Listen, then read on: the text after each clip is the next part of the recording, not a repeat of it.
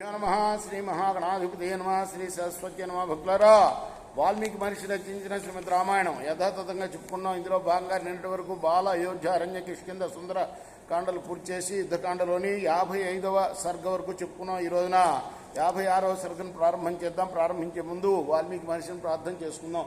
పూజంతన్ రామ రామేతి మధురం మధురాక్షరం ఆరుహ్య కవితా శాఖం వందే वाल्मीकि कोकिलम समर्थद्गुरु साईनाथ महाराज की जय।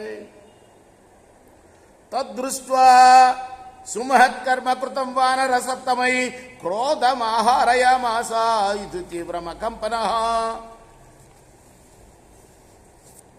ఆ తర్వాత వానర వీరుల యొక్క యుద్ధాన్ని చూసి అనేక మంది తన వాళ్ళు చనిపోవడం చూసి అకంపనుడు తీవ్రమైన కోపాన్ని ప్రదర్శించాడు. క్రోధమూర్ఛిత రూపస్తు ధున్వన్ పరమ కార్ముకం దృష్ట్వాతు కర్మశత్రువునాం సారథిం వాక్యం అబ్రవీత్. చాలా కోపంతో సారథిని చూసి అన్నాడు, తత్రైవ తావత్ త్వరితో రథం ప్రాసయ సారథే ఏ తేజ బలినో గ్రంథి సుబాహున్ రాక్షసాన్ రణే. నా ఈ వానరులు యుద్ధంలో మన వాళ్ళు చాలామంది రాక్షసులను చంపున్నారు, అంచేత రథాన్ని శీఘ్రంగా అక్కడికి తీసుకెళ్ళు.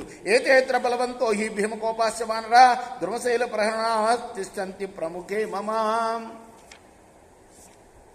బలవంతులు, భయంకరమైన కోపం గలవారు అయిన ఈ వానరులు ఇక్కడ నా ఎదురుగుండా మరి వృక్షాలు, పర్వతాలు వీటిని ఆయుధాలుగా ధరించి కనపడుతున్నారు.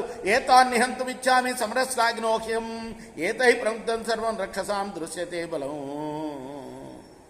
వెంటనే వీళ్ళని చంపాలని నేను అనుకుంటున్నాను, ఎందుకంటే మన సైన్యాన్ని అంతా నాశనం చేస్తున్నారు వీరు. తతః ప్రచిలితాస్వేనారథేన రథనాంబర హరినభ్యపతద్ధూరా చరజాలైర కంపన.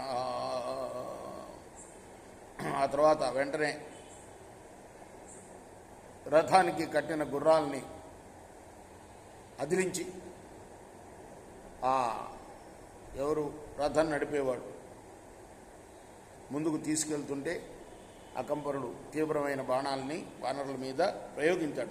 నస్తాతుం వానరాసేకు కిం పునర్యోద్ధమాహవే అకంపన సరేర్భగ్న సర్వయేవాభిదుద్రువు.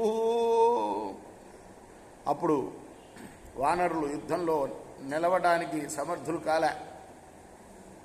ఇంకా యుద్ధం చేయటం గురించి ఏం చెప్పాలి, వాడిని చూసే నిలవలేకపోతున్నారు.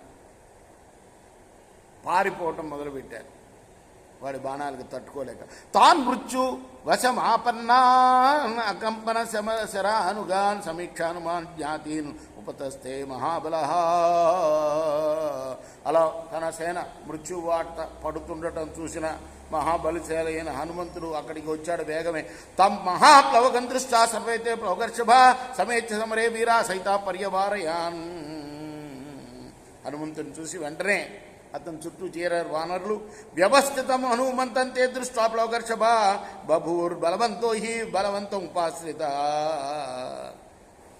యుద్ధ సన్నద్ధుడై నిలిచున్న హనుమంతుడిని చూసి వాళ్ళు కూడా బలాన్ని పుంజుకున్నారు. పారిపోయే వాళ్ళు కూడా మళ్ళీ బలాన్ని పుంజుకున్నారు. అకంపనస్తు శైలాభం హనుమంతం అవస్థితం మహేంద్ర ఇవతహరాభి సరైరభి వర్ష. అకంపనుడు పర్వతంలాగా నిలిచి ఉన్న హనుమంతుడి పైన దేవేంద్రుడు ఎలా అయితే వర్షధారాలు కురిపిస్తాడో భూమి మీద అలా బాణాల వర్షం కురిపించాడు. రేపు మనం 12వ శ్లోకం నుండి కొనసాగిద్దాం. కృష్ణార్పణమస్తు. సాయి కృష్ణార్పణమస్తు.